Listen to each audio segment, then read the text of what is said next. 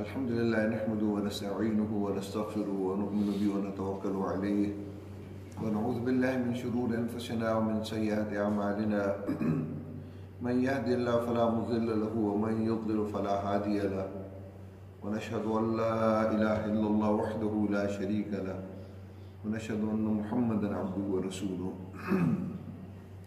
أما بعد فأعوذ بالله من الشيطان الرجيم بسم الله الرحمن الرحيم إن أرضي واسعة فإياي فاعبدون صدق الله العظيم رب اشرح لي صدري ويسر لي أمري واحلل عقدة من لساني يفقهوا قولي محترم خواتین و حضرات، مکہ کے اندر نبی اکرم صلی اللہ علیہ وسلم کی نبوت کی 10واں سال ہے، اور آپ صلی اللہ علیہ وسلم نے یہ بات محسوس کی کہ مکہ نے جو دینا تھا وہ دے چکا، اب آپ کو کسی ایسے مرکز کی ضرورت ہے، کسی ایسے قبیلے کی ضرورت ہے، کسی ایسے خطہ زمین کی جہاں آپ وہاں جا کر تمام اہل ایمان کو اکٹھا کر لیں اور اللہ رب العزت انسانیت کی اصلاح کے لیے نظام زندگی نازل فرمایا۔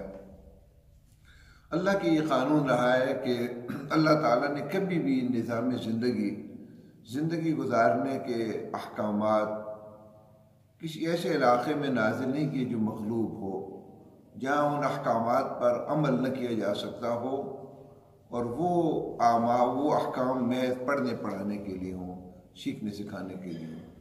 آپ انبیاء کی تاریخ دیکھیں، موسیٰ علیہ السلام جب تک مصر کے اندر رہے اور ایک مغلوب زندگی تھی اہل ایمان کی، اللہ تعالیٰ کی شریعت پر عمل کرنا، مکمل طور پر عمل کرنا ممکن نہیں تھا، تو آپ پر وہی تو آتی رہی لیکن تورات نازل نہیں ہوئی۔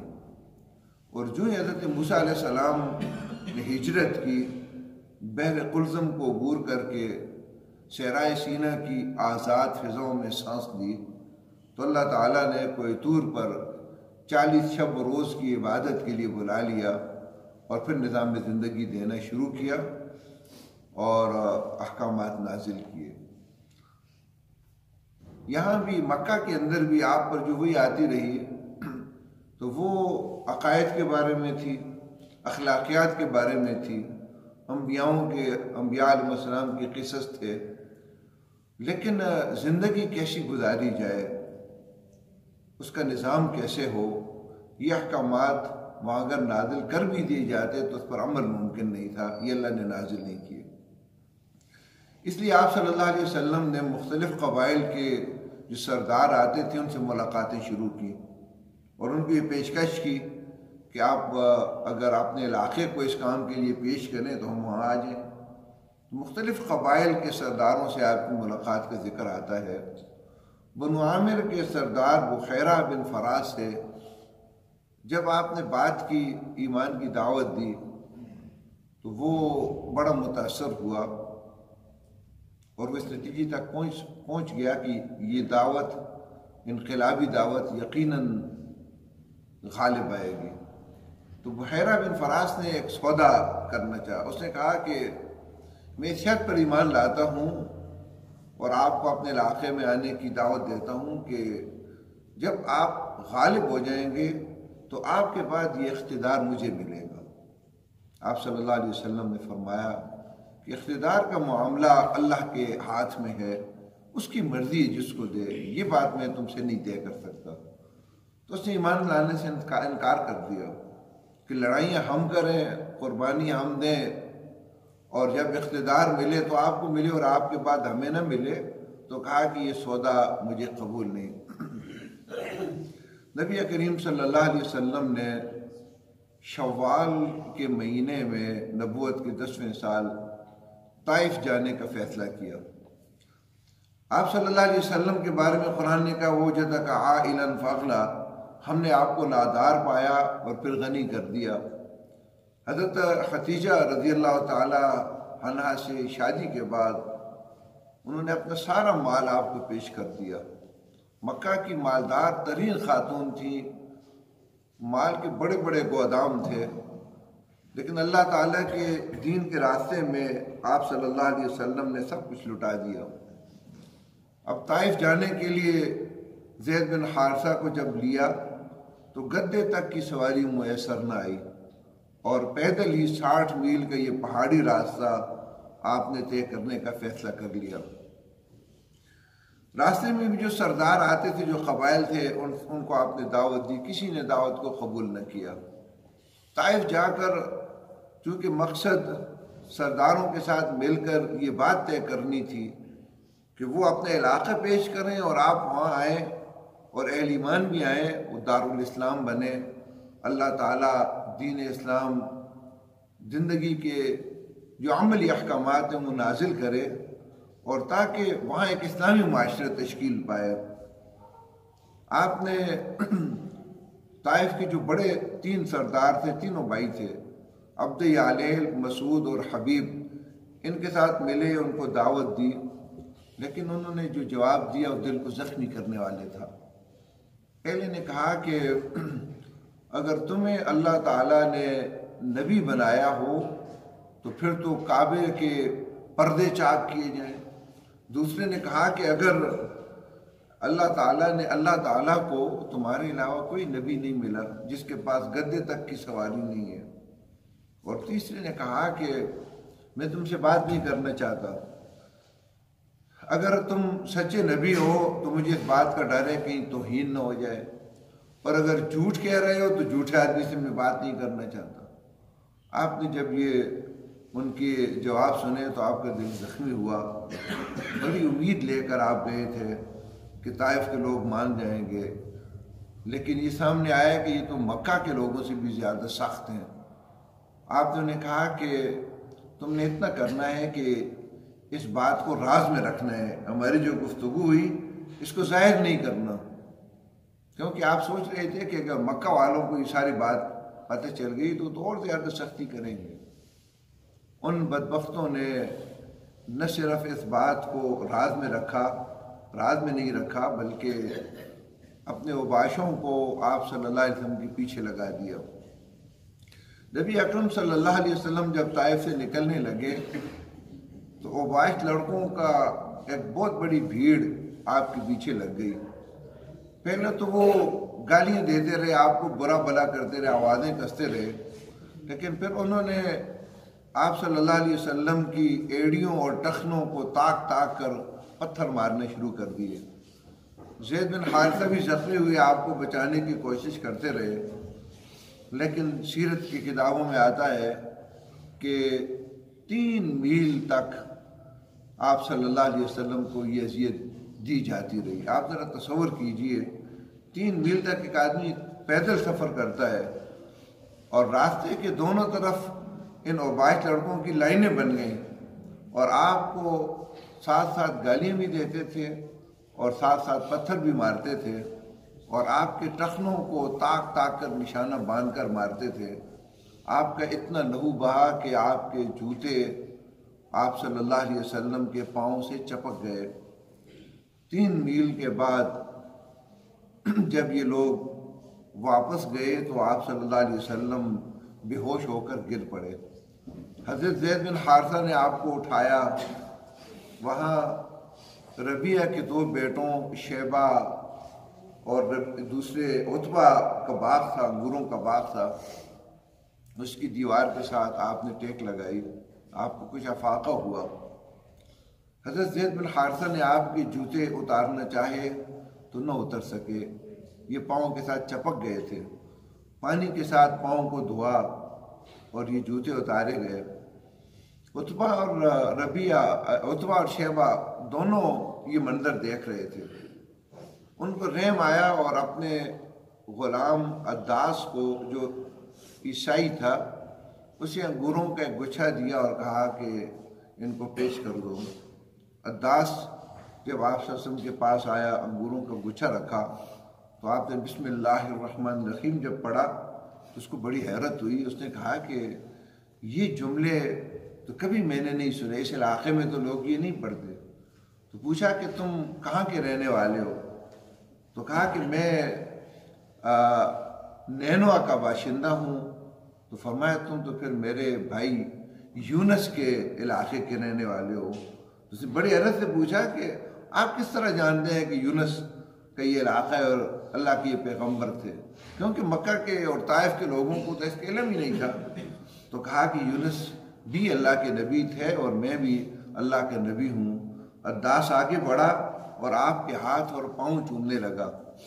عتبہ اور شیبہ کو بڑا غصہ آیا، اس نے عداس کو بلایا اور کہا کہ یہ تم کیا کر رہے تھے؟ اس نے کہا کہ یہ اس دنیا کے اندر سب سے عظیم انسان ہے اور آج اس نے مجھے وہ بات بتائی جو ایک نبی بتا سکتا ہے۔ تو انہوں نے اپنے غلام کو برا بھلا کہا اور کہا کہ تمہارا دین اس سے بہتر ہے۔ آپ وہاں سے جب نکلے، وہاں آپ صلی اللہ علیہ وسلم نے ایک دعا بھی مانگی جس کو حدیث کی کتابوں میں دعاء المستضعفین کہا جاتا ہے۔ بڑی ایک دردمندانہ، جس میں بڑا درد ہے، وہ دعا ہے۔ آپ صلی اللہ علیہ وسلم نے اللہ سے دعا مانگی کہ اللہ میں اپنی بے چارگی کا، اپنی کمزوری کا کی شکایت تجھی سے کرتا ہوں۔ کیا تو مجھے ایسے اجنبی کے حوالے کرتا ہے جو مجھ پر سختی کرے، یا ایسے دشمن جو مجھے ستائے، اذیت دے؟ اور پھر کہا کہ اگر آپ مجھ سے راضی ہیں تو اس سب پر میں راضی ہوں، لیکن عافیت مل جائے تو یہ میرے لیے بہتر ہے۔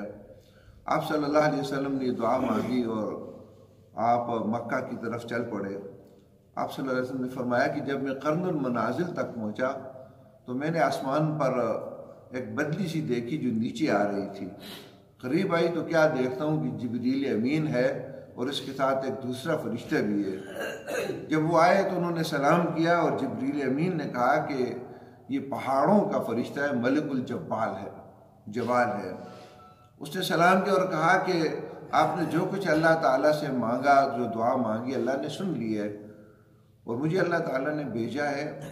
اگر آپ اجازت دیں تو طائف جن پہاڑیوں کے درمیان میں ہے ان کو آپس میں ٹکرا کر اہل طائف کو پیس دوں۔ آپ صلی اللہ علیہ وسلم نے کہا کہ نہیں، مجھے اس لیے نہیں بھیجا گیا۔ اگر یہ ایمان انہوں نے قبول نہیں کیا تو آئندہ ان کے پیدا ہونے والی اولادیں ایمان کو قبول کر لیں گی۔ محترم سامعین، یہ آپ کی زندگی کا سب سے زیادہ، یعنی 23 سالہ زندگی کا، نبوت کی زندگی کا سب سے سخت ترین دن تھا آپ کا۔ حضرت عائشہ رضی اللہ تعالیٰ عنہ کا خیال تھا کہ احد کا دن آپ کی زندگی کا سب سے زیادہ سخت دن ہے، اس لیے ایک دفعہ آپ سے پوچھ بھی لیا اور کہا کہ کیا احد کے دن سے بھی زیادہ سخت دن آپ پر گزرا؟ تو نبی کریم صلی اللہ علیہ وسلم نے کہا کہ عائشہ، تیرے خاندان کی طرف سے جو مجھے اذیت ملی سو ملی، لیکن سب سے زیادہ سخت دن تو وہ دن تھا کہ جب عبد یعلیل کے بیٹوں کے پاس میں گیا۔ یہاں تاریخدان ایک بات لکھتے ہیں کہ عبد یعلیل مسعود اور حبیب تھے جن کے پاس آپ گئے، عبد یعلیل کے بیٹے نہیں تھے وہ۔ لیکن شدت غم، وہ دن جب یاد آیا تو آپ کے دل پر ایسی ایک اداسی اور غم کا غلبہ آیا کہ آپ صلی اللہ علیہ وسلم بجائے عبد یعلیل کہنے کے کہا عبد یعلیل کے بیٹوں کے پاس میں گیا۔ یہ بات گرائی ہوئی ہے۔ بات کہتے ہیں عبد یعلیل ممکن ہے آباء و اجداد میں بھی کچھ ہو، لیکن کہتے ہیں یہ بالکل اس طرح ہے کہ جس طرح ام المؤمنین حضرت عائشہ رضی اللہ تعالیٰ عنہ کے بارے میں آتا ہے سورہ نور میں جو واقعہ ہے کہ آپ صلی اللہ علیہ وسلم جب ان کے پاس آئے اور کہا کہ عائشہ اگر جرم ہوئے تو اللہ سے توبہ کر لو، تو بڑا دکھ ہوا انہیں، اور کہتی ہیں کہ شدت غم کی وجہ سے حضرت یوسف علیہ السلام، حضرت یعقوب علیہ السلام کا نام مجھے بھول گیا، اور میں نے کہا کہ میں یوسف کے ابا نے جو کہا وہی بات کہتی ہوں، صبر جمیل، میں صبر کرتی ہوں، یہ میرے لیے بہترین معاملہ ہے۔ اس طرح شاید شدت غم، جب غم یاد آیا طائف کا تو آپ صلی اللہ علیہ وسلم بجائے عبد یعلیل کہنے کہ عبد یعلیل کے بیٹے آپ نے کہہ دیا۔ بہرحال جو بھی ہوا، کہا کہ میری زندگی کا سب سے سخت ترین دن یہ تھا۔ یہاں ہمیں ایک بات سوچنی چاہیے کہ ہم بھی اللہ رب العزت کی دین کی دعوت دیتے ہیں، اللہ کی دین کی سربلندی کا کام کرتے ہیں، لیکن بعض اوقات معمولی سا رد عمل بھی آئے تو ہمارے جذبات بھڑک اٹھتے ہیں، اور ہمارے اندر بجائے ایک افسوس ہونے کے یہ بات ہماری نہیں مان رہا، انتقام کا جذبہ ابھر آتا ہے۔ اور پھر ہم چاہتے ہیں کہ اینٹ کا جواب پتھر سے دیں، لیکن آپ صلی اللہ علیہ وسلم کو پتھروں کے بدلے میں پہاڑ دیے گئے۔ آپ اگر بدلہ لینا چاہتے تو پہاڑوں کے ساتھ وہ بدلہ لے سکتے تھے، لیکن آپ صلی اللہ علیہ وسلم نے بدلہ نہیں لیا، انتقام نہیں لیا، بلکہ معاف کیا اور امید رکھی، مایوسی نہیں پیدا کی۔ کہ دین کے راستے میں امید مومن کا ایک بہترین ہتھیار ہوتا ہے۔ اپنی زندگی کے سخت ترین دن بھی آپ پر مایوسی طاری نہیں ہوئی، آپ کو اپنے دکھ کا احساس ہوا، اپنی بیچارگی کا احساس بھی ہوا، اللہ تعالیٰ کے سامنے زار و قطار روئے بھی آپ، لیکن لوگوں سے مایوس آپ نہ ہوئے۔ اور آج آپ صلی اللہ علیہ وسلم کی اسی رحمت کے طفیل ہم اگر یہاں بیٹھے ہیں، مسلمان ہیں، تو دراصل وہی آپ صلی اللہ علیہ وسلم کا عفو و درگزر تھا۔ اسی ثقیف کے ایک بندہ محمد بن قاسم بر صغیر میں آیا اور اسلام کے لیے بر صغیر کے دروازے کھلے اور دین اسلام یہاں پھیلا، اور آج کروڑوں کی تعداد میں اہل ایمان اس بر صغیر کے اندر موجود ہیں۔ یہ اسی ثقیف کے اسی خاندان کا فرد تھا محمد بن قاسم رحمۃ اللہ علیہ۔ بہرحال آپ صلی اللہ علیہ وسلم وادی نخلا میں جب آئے تو کچھ دن آپ نے قیام فرمایا۔ رات کی تاریکی میں آپ قرآن کی تلاوت نماز میں کر رہے تھے کہ جنوں کا ایک گروہ آپ کے پاس سے گزرا اور انہوں نے وہ تلاوت سن لی اور وہ ایمان بھی انہوں نے قبول کر لیا، اور ایمان لانے کے بعد اپنے علاقے کے اندر گئے اور دعوت دین کا کام بھی شروع کر دیا۔ آپ صلی اللہ علیہ وسلم کو یہ بات پتہ نہیں تھی، آپ کو وحی کے ذریعے سے یہ بتایا گیا، اور اس میں بھی ایک بہت بڑا پیغام ہے انسانوں کے لیے کہ اللہ تعالیٰ کی دین کا کام کبھی بھی ضائع نہیں ہوتا۔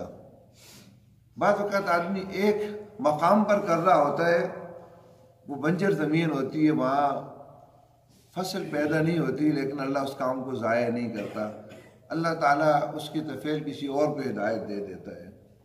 جنات آگ سے پیدا کیے گئے، انسان مٹی سے پیدا کیا گیا، آگ میں سرکشی زیادہ ہوتی ہے، لیکن اللہ رب العزت نے ان کو ایمان کی توفیق دے دی، اور پھر مومن ہی نہ ہوئے بلکہ اپنے علاقے کے اندر داعی بن کر چلے گئے، اور بڑے خوبصورت انداز میں ان کی دعوت کا ذکر سورہ احقاف میں اللہ نے کیا ہے۔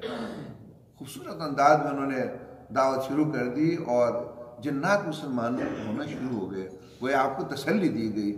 اگر طائف کے سرداروں نے آپ کی بات نہیں مانی تو اللہ تعالیٰ نے جنات کس کی توفیق دی ہے؟ آپ تو انسانوں کے لیے بھی نبی اور جنات کے لیے بھی نبی ہیں، اور انہوں نے ایمان لانا قبول کر لیا۔ بہرحال مکہ کے پاس جب اب قریب آئے تو سب سے پہلے اخنس بن شریح کو پیغام بھیجا اور پناہ کی درخواست دی۔ عرب دستور یہ تھا کہ اپنے مخالف سے بھی کوئی اگر پناہ مانگتا تو وہ دے دیتا تھا، لیکن اس نے اپنا کوئی عذر رکھا اور معذرت کر لی۔ اس کے بعد سہیل بن عمر کو آپ نے پیغام بھیجا اور پناہ کی درخواست دی، تو انہوں نے بھی اپنے ایک عذر رکھا اور معقول عذر تھا ان کا، اس وجہ سے پناہ نہ دے سکے۔ آپ نے مطعم بن عدی کو پیغام دیا اور انہوں نے اس درخواست کو قبول کر لیا، اپنے بیٹوں کو ہتھیار دیے، آپ کو لے کر حرم پاک آئے اور اعلان کیا کہ محمد صلی اللہ علیہ وسلم کو میں نے پناہ دی ہے۔ ابو جہل نے پوچھا پناہ دی ہے یا پیروکار بن گئے ہو؟ کہا نہیں، پیروکار نہیں بنا، پناہ دی ہے۔ کہا جسے تم نے پناہ دی ہم نے اس کو پناہ دی، اور اس طرح آپ صلی اللہ علیہ وسلم دوبارہ مکہ آ گئے۔ ایمان کی شعاعیں اب مکہ سے باہر پھیلنا شروع ہو گئیں۔ غفار قبیلہ ڈاکوؤں کا قبیلہ مشہور تھا۔ جب مکہ کے لوگ تجارت کے لیے جاتے تھے تو یمن شام کو، تو اسی قبیلے کے پاس سے گزرتے تھے۔ بڑا سخت قسم کا قبیلہ تھا، لیکن ماحول جیسا بھی ہو اس میں سعید روحیں موجود ہوتی ہیں۔ اسی غفار قبیلے کے ایک شہید روح ابو ذر غفاری رضی اللہ تعالیٰ عنہ تھے۔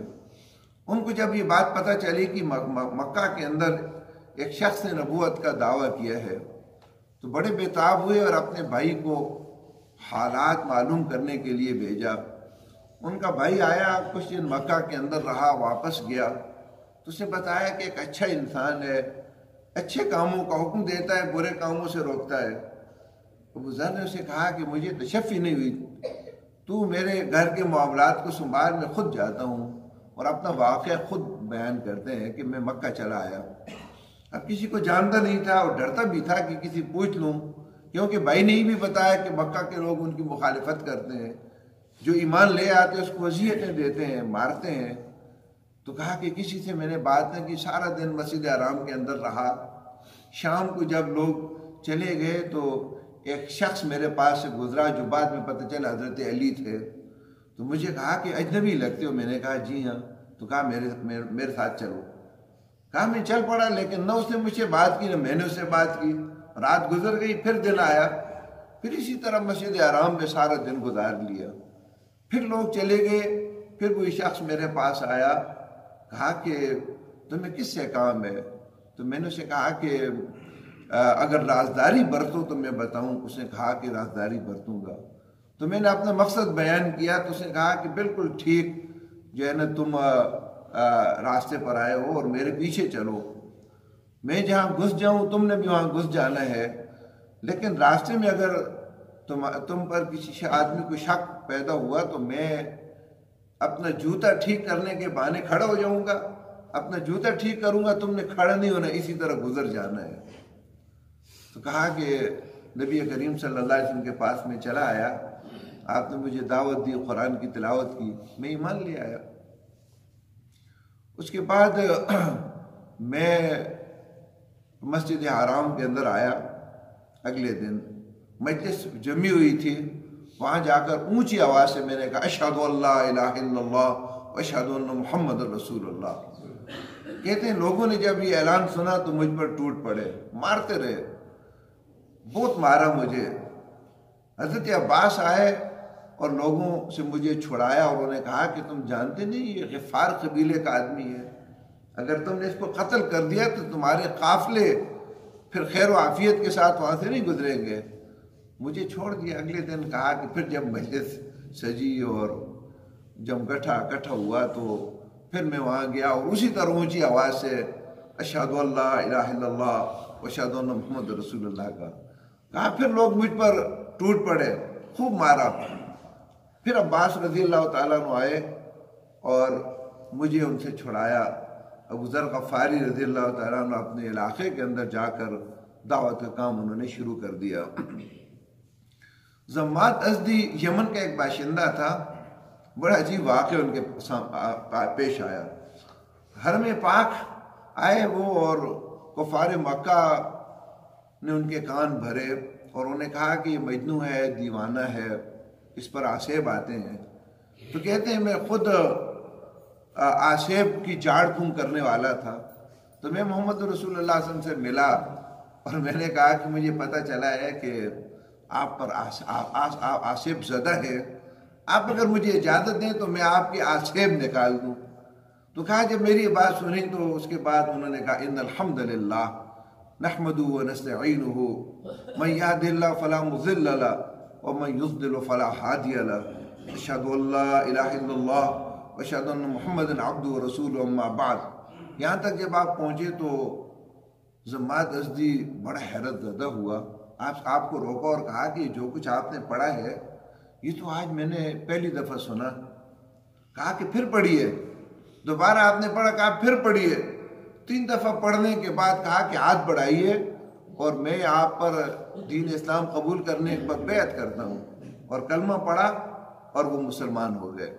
لیکن مکہ اسی طرح محروم رہا، وقت گزرتا گیا۔ حج کا جب موسم آیا تو نبی اکرم صلی اللہ علیہ وسلم عام طور پر اب دن کی بجائے رات کو نکلتے تھے، مختلف قبائل کے اندر جاتے اور ان کو دعوت دیتے۔ اسی طرح آپ صلی اللہ علیہ وسلم نے حضرت علی رضی اللہ عنہ اور حضرت ابوبکر رضی اللہ عنہ کو ساتھ لیا اور مختلف قبائل بنو شیبان وغیرہ ان کے ڈیروں پر آپ گئے، دعوت دی۔ لوگوں نے حوصلہ افزا جواب دی لیکن ایمان قبول نہیں کیا۔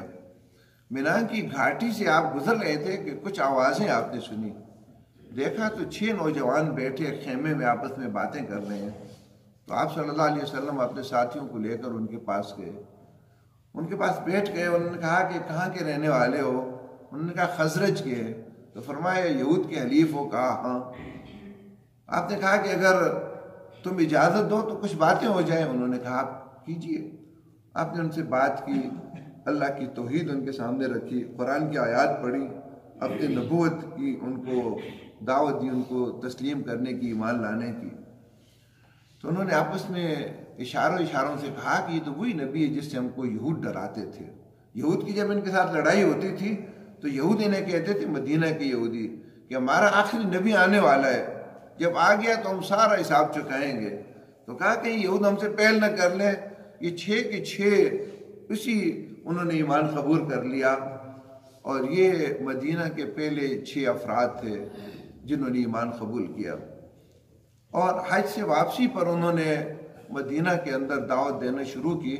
تو مدینہ دعوت کے لیے بڑا سازگار شہر ثابت ہوا.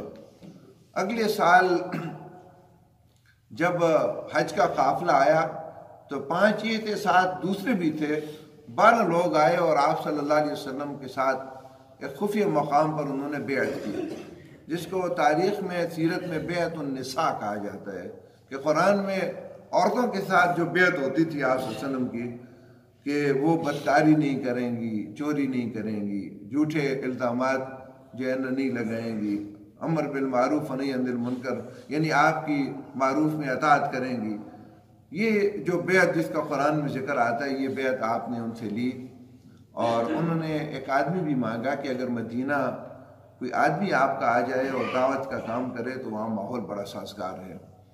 نبی اکرم صلی اللہ علیہ وسلم نے مصعب بن عمیر رضی اللہ تعالیٰ عنہ کو ان کے ساتھ بھیج دیا، جس کا واقعہ آپ نے پہلے سنا ہے. مصعب بن عمیر رضی اللہ تعالیٰ عنہ اسد بن زرارہ رضی اللہ تعالیٰ عنہ کے گھر میں ٹھہرے اور وہاں مختلف قبائل میں دعوت کا کام شروع کر دیا. ایک واقعہ آپ کے سامنے رکھتا ہوں کہ کیسی مدینہ سلیم الذوق لوگوں کا شہر تھا، کیسی دعوت کے لیے ایک سازگار ماحول تھا. بنو عبد الاشل اور بنو ظفر قبیلے میں آپ دعوت دے رہے تھے. ایک کنویں کے پاس بیٹھے تو اور بھی بہت سارے مسلمان آ کر بیٹھ گئے، ایک مجلس بن گئی. سعد بن معاذ رضی اللہ تعالیٰ عنہ اور اسید بن خضیر اسی قبیلے کے 2 بڑے سردار تھے. ان کو جب یہ بات پتہ چلی تو سعد بن معاذ نے اسید بن خضیر سے کہا کہ چونکہ اسد بن زرارہ میرا خالہ زاد بھائی ہے تو میں تو نہیں جا سکتا، لیکن تم وہاں جاؤ اور ان کو سختی سے منع کر دو اور انہیں کہو کہ ہمارے قبیلے میں نہ آیا کرو.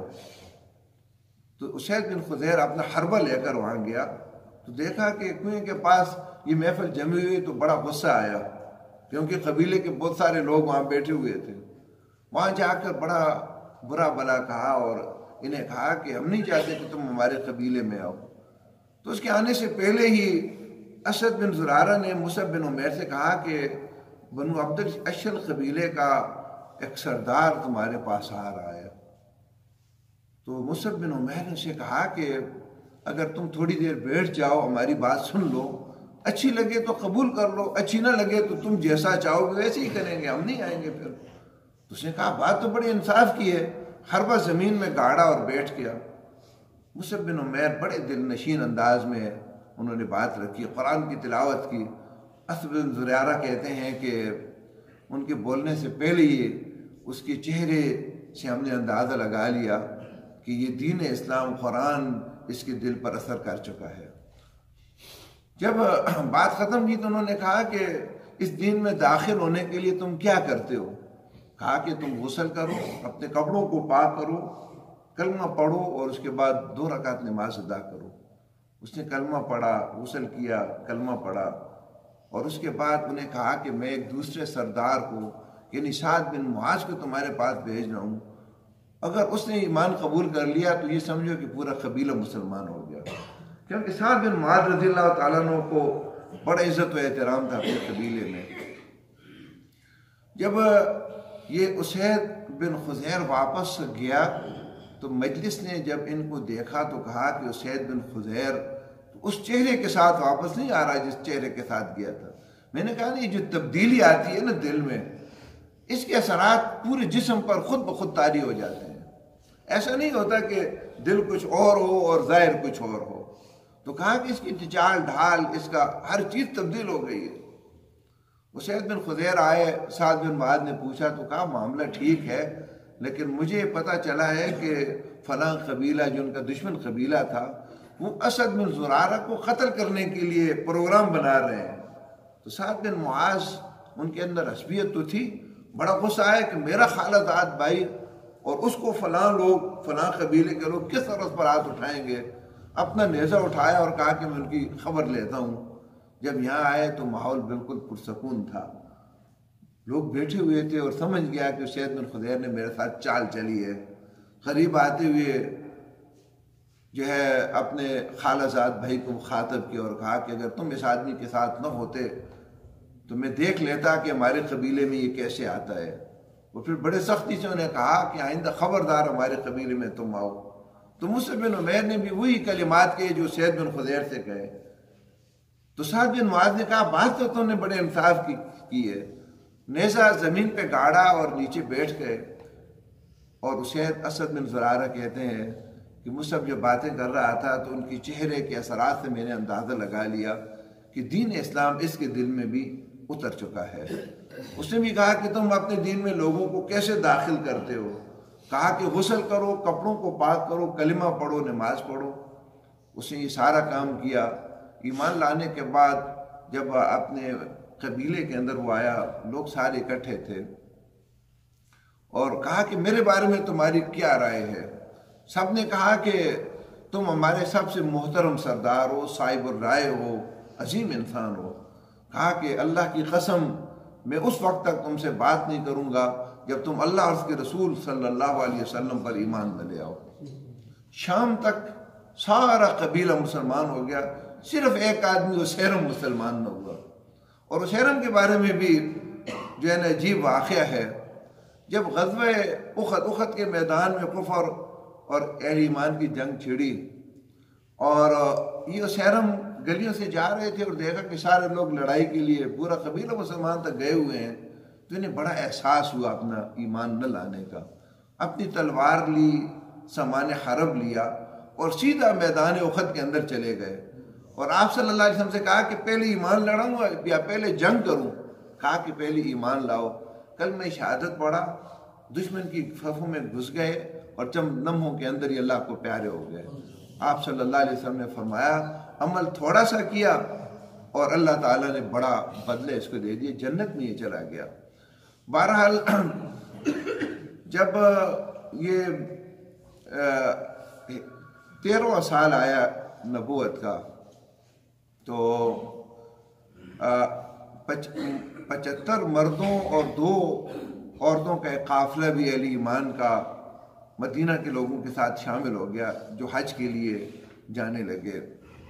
راستے میں انہوں نے آپس میں کہا کہ محمد صلی اللہ علیہ وسلم کب تک مکہ کے پہاڑوں پر اسی طرح پھرتے رہیں گے اور اسی طرح جو ہے نا مکہ ان کا انکار کرتا رہے گا؟ کیوں نہ ہم ان کو دعوت دیں کہ وہ مدینہ کے اندر آ جائیں۔ انہوں نے آپس میں فیصلہ کیا کہ ہم آپ سے کو یہ پیشکش کریں گے۔ جب وہاں گئے، آپ سے ملاقات ہوئی، تو ذی الحجہ کی 12ویں رات یہ طے ہوا کہ سارے لوگ رات کے ابتدائی حصے میں اپنے اپنے خیموں کے اندر چلے جائیں گے۔ جب رات کا 30 پہر گزر جائے گا اور سارے لوگ ہو جائیں گے تو جمرہ عقبہ، یعنی جس کو بڑا شیطان کہتے ہیں، اس کے پاس گھاٹی تھی، اب تو زمین ہموار ہے، وہاں خفیہ مقام پر یہ سارے لوگ جمع ہو جائیں گے اور آپ سے آ کر مذاکرات کریں گے جو کچھ جو چاہ رہے تھے اس کے بارے میں۔ یہ رات طے ہوئی، سارے حجاج آہستہ آہستہ اپنے خیموں میں گئے اور سو گئے، اور اہل ایمان کہتے ہیں کہ ہم اس طرح اپنے خیموں سے سمٹ کر نکلے جس طرح چڑی اپنے گھونسلے سے سمٹ کر نکل جاتی ہے، اور اس مطلوبہ جگہ پر ہم سارے پہنچ گئے۔ آپ صلی اللہ علیہ وسلم کا انتظار ہونے لگا۔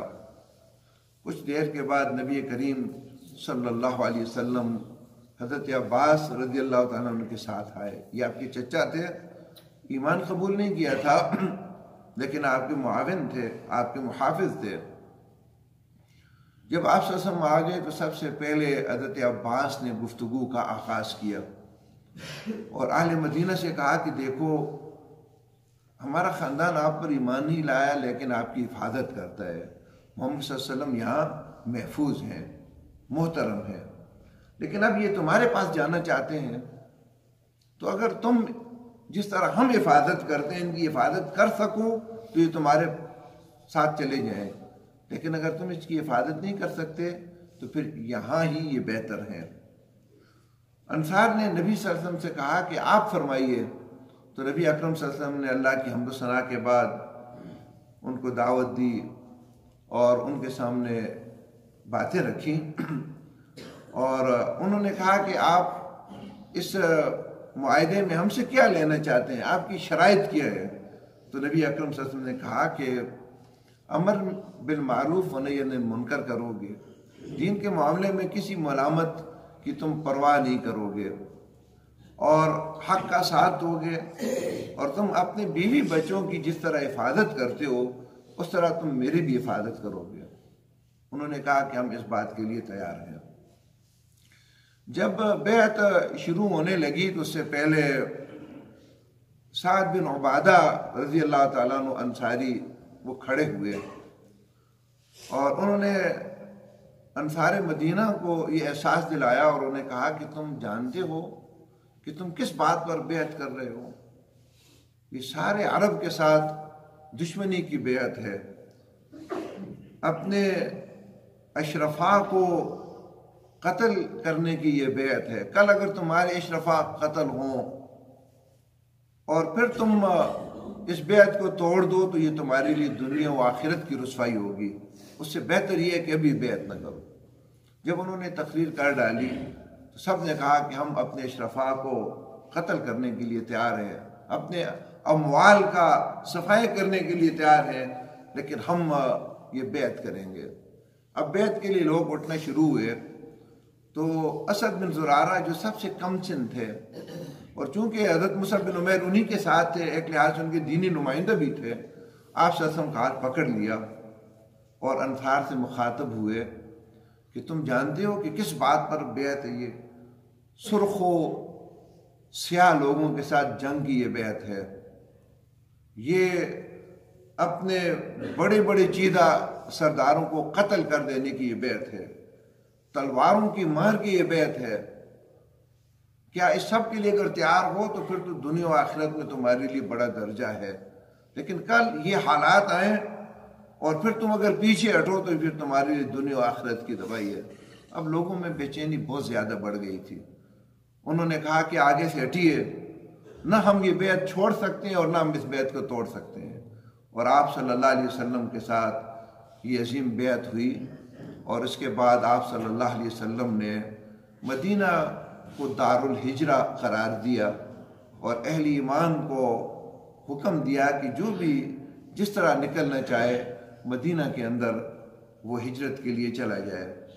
تاریخ میں بتاتی ہے کہ سب سے پہلا قافلہ جو مدینہ کے لیے نکلا اس کے بھی ایک عجیب و غریب واقعہ ہے۔ حضرت ابو سلمہ ام سلمہ رضی اللہ تعالیٰ عنہ اپنے بیٹے سلمہ کے ساتھ جو ہے نا یہ روانہ ہوئے، تو ام سلمہ کے خاندان نے وہاں آئے اور انہوں نے ابو سلمہ سے کہا کہ ہم تمہیں یہ اجازت نہیں دے سکتے کہ جہاں تم چاہو بھٹکتے پھرو اور ہماری بیٹی کو بھی تم اپنے ساتھ لے جاؤ، اس لیے ہم اس کو نہیں چھوڑ سکتے، تم جاتے ہو تو اکیلے چلے جاؤ۔ ام سلمہ کو روک دیا۔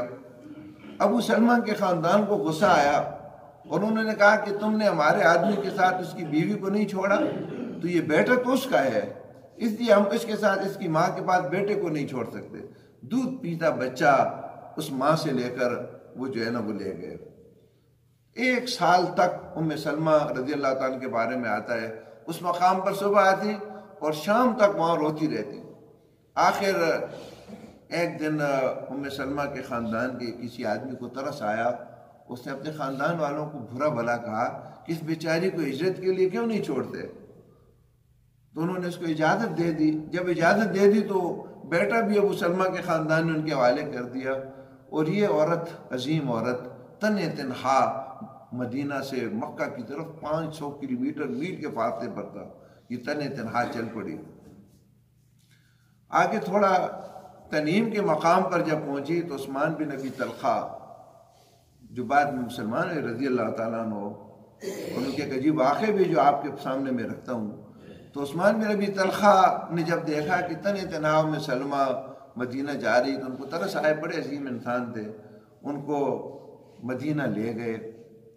اور جب قباء کی آبادی نظر آئی، مدینہ شروع ہوتا ہے، اللہ اب تمہاری حفاظت کرے گا، اور واپس چلے آئے. مکہ کے اندر عثمان بن ابی طلحہ کے پاس مکہ کی بیت اللہ کی چابیاں ہوتی تھیں، یہ اس کے ذمہ دار تھے، اور یہ بہت بڑا ایک عہدہ تھا، اور آج بھی ایک بہت بڑا عہدہ ہے، یہ بہت بڑی ایک وزارت ہے بیت اللہ کا دروازہ کھولنا. تو سمار اور جمعرات کو مکہ کے سرداروں کے لیے یہ دروازہ کھولا جاتا تھا. عام لوگ تو اندر نہیں جا سکتے تھے، سردار اندر جا کر عبادت کرتے تھے. نبی اکرم صلی اللہ علیہ وسلم عثمان بن ابی طلحہ کے پاس آئے اور انہوں نے کہا کہ عثمان، میرا دل چاہتا ہے کہ آج بیت اللہ کے اندر میں نماز پڑھوں، میرے لیے دروازہ کھول دیجیے. تو عثمان نے کہا کہ تمہارے لیے اس دروازے کے کھولنے کی اجازت نہیں ہے، تم اندر نہیں جا سکتے. تو کہا کہ عثمان، وہ بھی ایک عجیب وقت ہوگا کہ جب یہ چابیاں میرے ہاتھ میں ہوں گی، میری مرضی ہوگی جس کو میں دوں گا. تو عثمان بن ابی طلحہ نے کہا کہ یہ تو پھر قریش کے لیے بڑی ذلت اور رسوائی کا دن ہوگا. فرمایا نہیں، عزت و احترام کا یہ دن ہوگا. فتح مکہ کے موقع پر جب آپ صلی اللہ علیہ وسلم نے چابی ان سے لی تو عثمان بن ابی طلحہ کو بلایا اور یہ واقعہ ان کو یاد کرایا. وہ مسلمان ہو چکے تھے اس موقع پر، چابی ان کے ہاتھ پر تھی. حضرت عمر رضی اللہ تعالیٰ فرماتے ہیں کہ پہلی دفعہ یہ آیت مبارکہ ہم نے آپ کی زبان سے سنی، یعنی اسی موقع پر یہ نازل ہوئی، ان اللہ یأمرکم ان تؤدوا الامانات الی اہلہا، کہ بے شک اللہ تمہیں حکم دیتا ہے کہ امانتیں ان کے اہل کے سپرد کرو. یعنی عہدے اور ذمہ داریاں جو اہل ہوں، مستحق ہوں، ان لوگوں کو تم سپرد کرو. تو یہ آیت آپ صلی اللہ علیہ وسلم نے پہلی دفعہ آپ کی زبان مبارک سے ہم نے سنی. وہ چابیاں دیں اور کہا کہ عثمان، قیامت تک اب یہ چابیاں تیرے خاندان کے اندر رہیں گی، اور آج 14 صدیوں گزرنے کے بعد بھی جو بیت اللہ کا کلید بردار ہے اسی عثمان بن ابی طلحہ کے خاندان میں سے ہے. محترم سامعین، اب آپ صلی اللہ علیہ وسلم کا مکہ کے اندر بالکل آخری سال ہے. ہجرت کا وقت اب قریب آتا جا رہا ہے کہ آپ صلی اللہ علیہ وسلم ام ہانی رضی اللہ تعالیٰ عنہ، جو حضرت علی کی بڑی بہن تھیں، ان کے گھر میں آرام فرماتے ہیں کہ رات کو جبریل امین آئے اور مجھے جگایا. میں نے دیکھا کہ چھت شق ہوا تھا اور مجھے لے کر مسجد حرام لے آئے، بیت اللہ کے پاس مجھے لٹایا، میرا سینہ شق کیا. اور یہ آپ کا پہلی بھی ایک دفعہ جبریل امین نے سینہ جو ہے چاک کیا تھا. جب حلیمہ سعدیہ کے خاندان میں، بنو سعد قبیلے میں آپ جب وہاں تھے تو اس موقع پر بھی آئے اور انہوں نے یہ شق صدر کیا تھا. اور اس کے بعد ایک سونے کی پلیٹ تھی جس میں ایمان و حکمت میرے سینے کے اندر انڈھیل دیا، آب زمزم کے ساتھ اس کو دھویا، اور اس کے بعد اللہ تعالیٰ نے وہ ہاتھ پھیرا تو بالکل سینہ پہلی حالت میں تھا. اور ایک سفید رنگ کا جو ایک جانور تھا جو خچر سے چھوٹا تھا اور گدھے سے بڑا تھا، جس کا نام براق تھا، اس پر ہم سوار ہوئے اور تھوڑی دیر کے اندر ہی وہ بیت المقدس مسجد اقصیٰ کے پاس پہنچ گیا. مدینہ کے پاس سے جب گزرا تو جبریل امین نے کہا کہ یہ کھجوروں والی جو زمین ہے یہ آپ کا دارالہجرہ ہے. وہاں جب پہنچا تو تمام انبیاء علیہ السلام وہاں موجود تھے. اللہ تعالیٰ ہر چیز پر قدرت رکھنے والا ہے. ان اللہ علی کل شیء قدیر. صفیں بنی ہوئی تھیں، براق کو ایک حلقے کے ساتھ باندھا گیا اور آپ صلی اللہ علیہ وسلم نے انبیاء علیہ السلام کی امامت کروائی اور امام الانبیاء آپ ٹھہرے. اس کے بعد ایک سیڑھی لگائی گئی، اللہ ہی بہتر جانتا ہے کیسی تھی، اور جبریل امین آپ صلی اللہ علیہ وسلم کو لے کر پہلے آسمان تک پہنچے. دروازہ کھٹکھٹایا، تعارف ہوا، دروازہ کھولا، حضرت آدم علیہ السلام سے ملاقات ہوئی. انہوں نے آپ کی نبوت کی تصدیق کی اور فرمایا کہ آدم اپنے دائیں جانب جب دیکھتے تھے تو ہنستے تھے، مسکراتے تھے، اور بائیں جانب دیکھتے تھے تو رو پڑتے تھے. دائیں جانب انہیں وہ شہید روحیں نظر آتی تھی، وہ نیک انسان جن کی اولاد میں جنتی تھے، اور بائیں طرف وہ جو دوزخی تھے۔ اس کے بعد دوسرے آسمان پر گئے، وہاں حضرت ہارون علیہ السلام سے ملاقات ہوئی، تیسرے پر حضرت یحییٰ علیہ السلام اور حضرت عیسیٰ علیہ السلام سے ملاقات ہوئی، مختلف آسمانوں پر مختلف انبیاء سے ملاقاتیں ہوتی رہیں۔ چھٹے آسمان پر حضرت موسیٰ علیہ السلام سے آپ کی ملاقات ہوئی۔ آپ نے انبیاء علیہ السلام کا حلیہ بھی بیان کیا کہ کس طرح ان کا حلیہ تھا۔ حضرت موسیٰ علیہ السلام جب آپ وہاں سے جانے لگے تو رو پڑے۔ پوچھا گیا کہ کیوں روتے ہو؟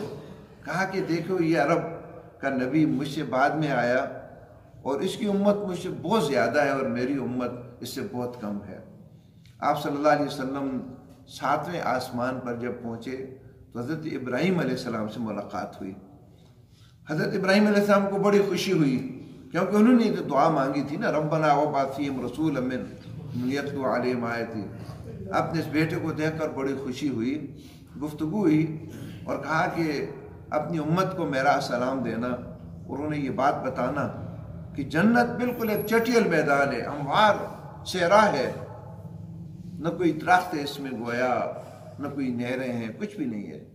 فرمایا کہ جو بندہ اللہ کی زمین پر بندے مومن سبحان اللہ کہتا ہے تو اس کے بدلے میں ایک درخت لگ جاتا ہے، الحمدللہ کہتا ہے ایک درخت لگ جاتا ہے۔ یعنی یہ جنت ہمارے اعمال کے ذریعے سے آباد ہو رہی ہوتی، جتنا عمل زیادہ ہوگا اتنی جنت آباد ہوگی، اور عمل نہیں ہوگا تو جنت آباد نہیں ہوگی۔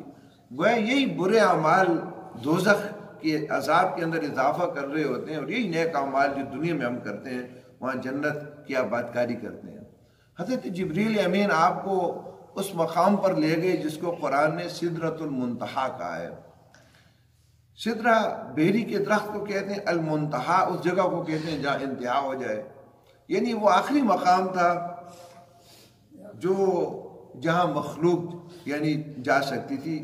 مخلوق میں سب سے آپ کے قریب جبریل امین تھے، وہ جبریل امین جہاں تک جا سکتے تھے، اس سے اوپر آپ نہیں جا سکتے تھے۔ یہ سدرۃ المنتہا کیا تھا؟ قرآن نے سورہ نجم کے اندر اس کا نقشہ کھینچا ہے کہ بیری کے ایک درخت تھا، پتنگوں کی طرح چمکیلی چیزیں اس میں تھیں، عجیب و غریب رونقیں تھیں۔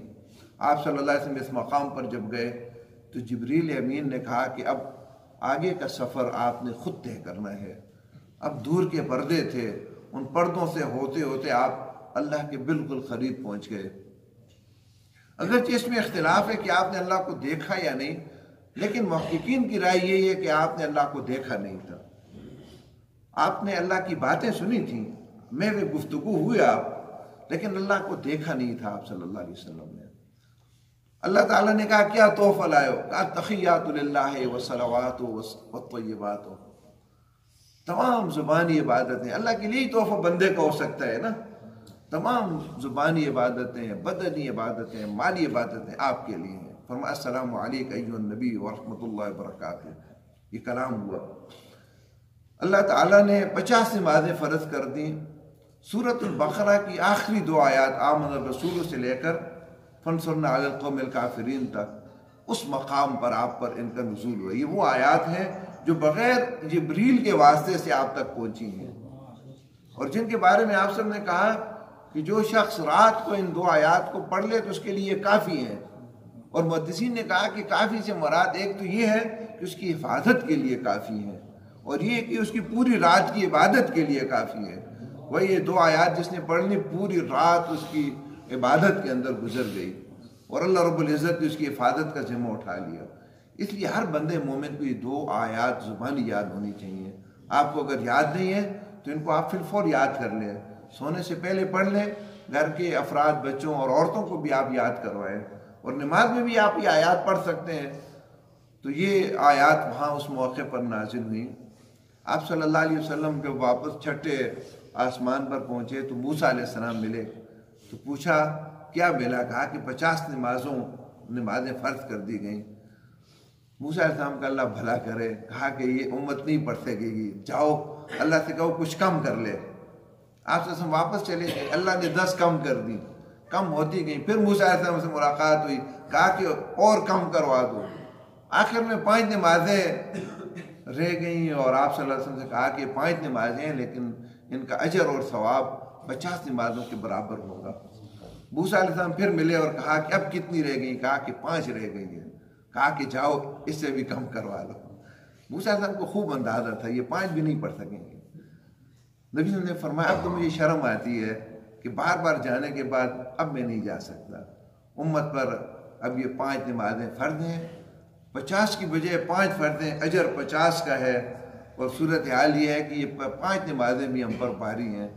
امت کی ایک بڑی اکثریت تو جمعہ خان ہے، یعنی صرف جمعہ کی نماز پڑھتی ہے، اور کچھ بدبخت ہوئے ہیں صرف عید کی نماز پڑھتے ہیں۔ کتنی بڑی بدبختی ہے۔ نماز تو اللہ کے ساتھ ایک ملاقات ہے، معراج المومن ہے۔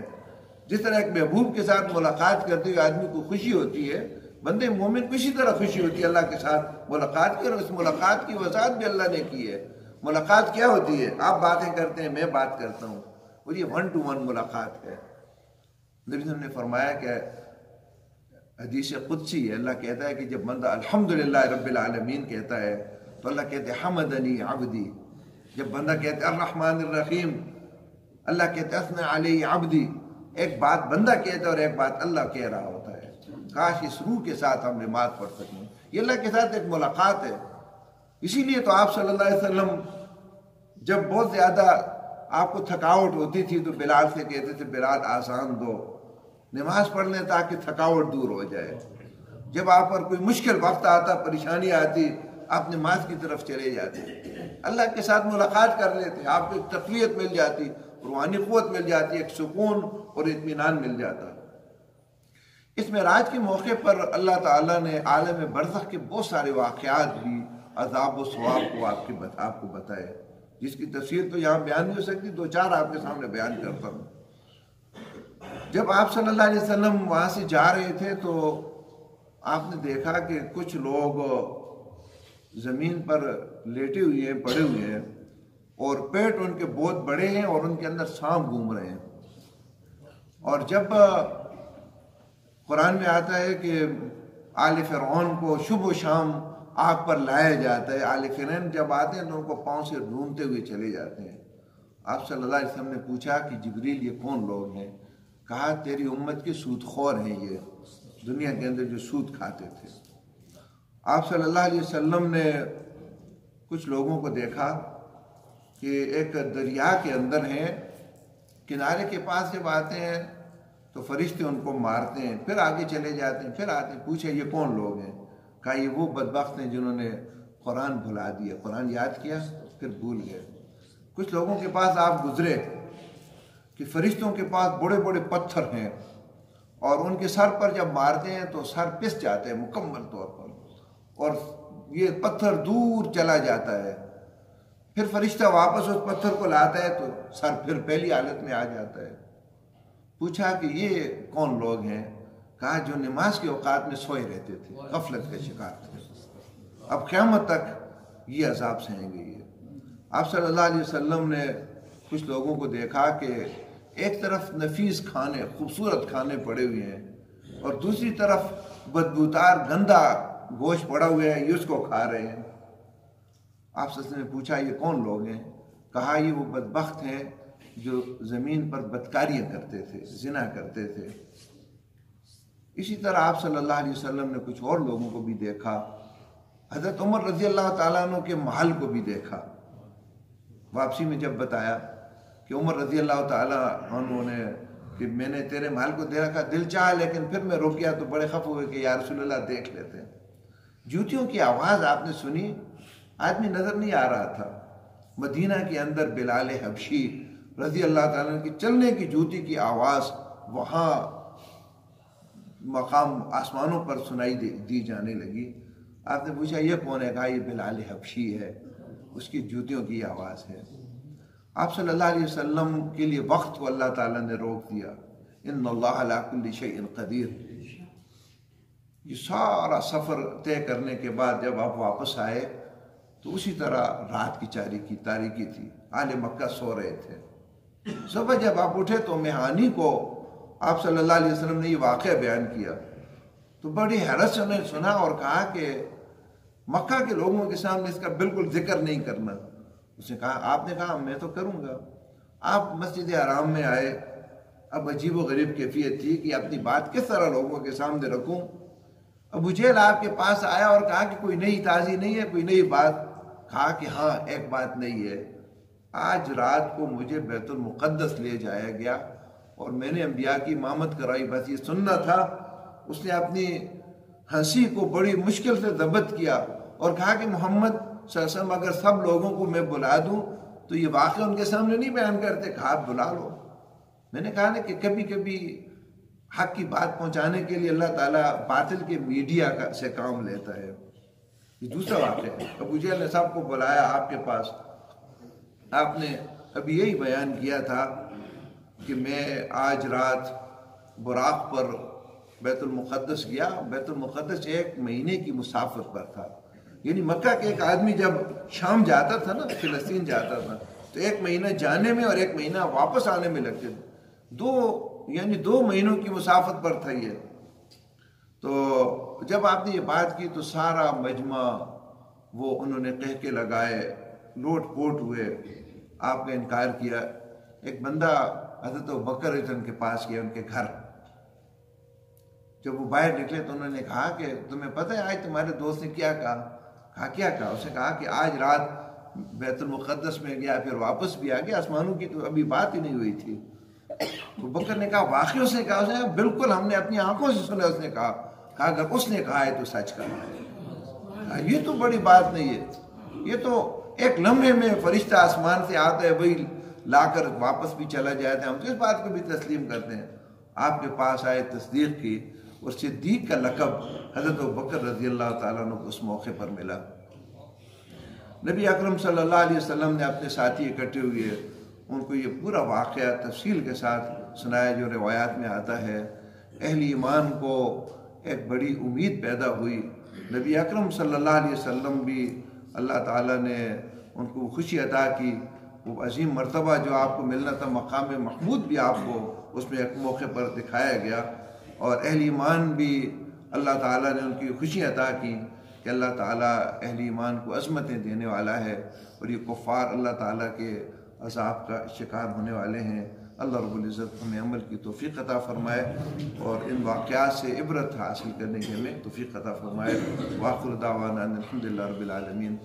محترم سامعین، کل انشاءاللہ ہجرت کا سفر آپ کے سامنے بیان کیا جائے گا، اور حقیقت ہے اس ہجرت کے سفر میں بہت سارے پہلو ہیں جس میں ہمارے لیے رہنمائی، سیرت کے ہر واقعے میں رہنمائی ہے، یہ لیکن بڑا ایمان افروز سفر ہے۔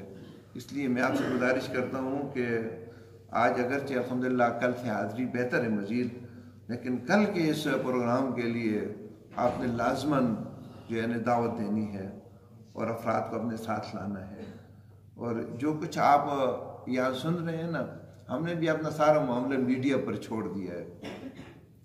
اپنے بچوں کو یہ واقعات سنائیں۔ میں آپ کو یقین سے یہ بات کہتا ہوں کہ اسکرین کے پیچھے سے جو سناتے ہیں نا، اس کے اتنے اثرات نہیں ہوتے جو سامنے ایک آدمی بات سنا رہا ہوتا ہے۔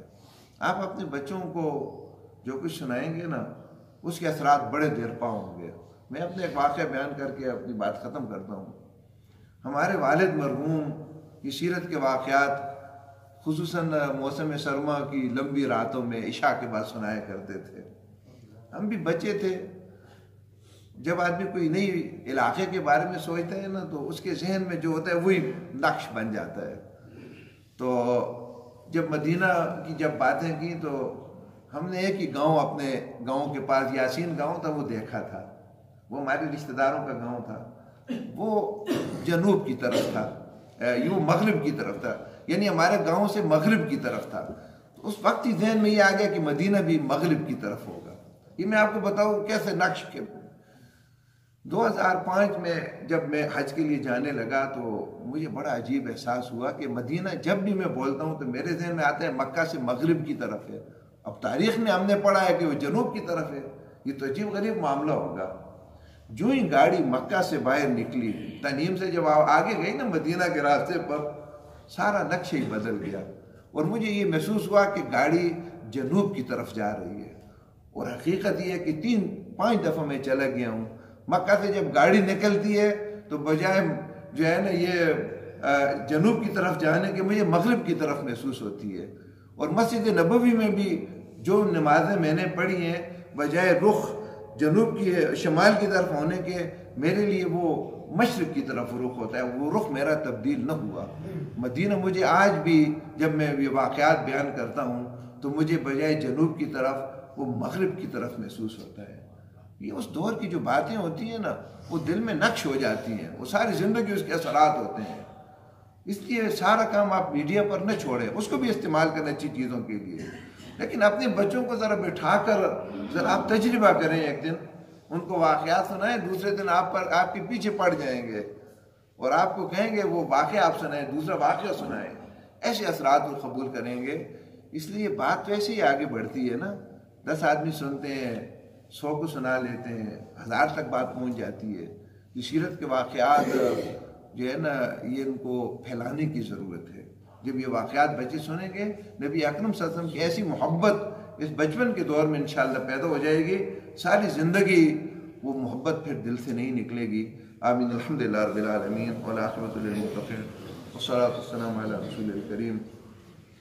ربنا آتنا في الدنيا حسنة وفي الآخرة حسنة وقنا عذاب النار. اللهم ثبتنا على الإسلام، اللهم نبت قلوبنا بنور الإيمان، اللهم زين أخلاقنا بنور القرآن، اللهم اشف مرضانا ومرضى المسلمين، اللهم اغفر للمؤمنين والمؤمنات والمسلمين والمسلمات الأحياء منهم والأموات، اللهم اكفنا بحلالك عن حرامك واغننا بفضلك عمن سواك، اللهم انصر الإسلام والمسلمين، اللهم اعز الإسلام والمسلمين، اللهم اذل الكفرة والمشركين، اللهم انصر المجاهدين في جميع أنحاء العالم، اللهم انج المستضعفين في كل مكان، اللهم إنا نسألك العفو والعافية في الدنيا والآخرة وفي أهلنا ومالنا، اللهم إنا نسألك من خير ما سألك منه نبيك محمد صلى الله عليه وسلم، ونعوذ بك من شر ما استعاذ منه نبيك محمد صلى الله عليه وسلم، وأنت المستعان عليك البلاء ولا حول ولا قوة إلا بالله العلي العظيم، وصلى الله تعالى على خير خلقه محمد وآله وصحبه أجمعين.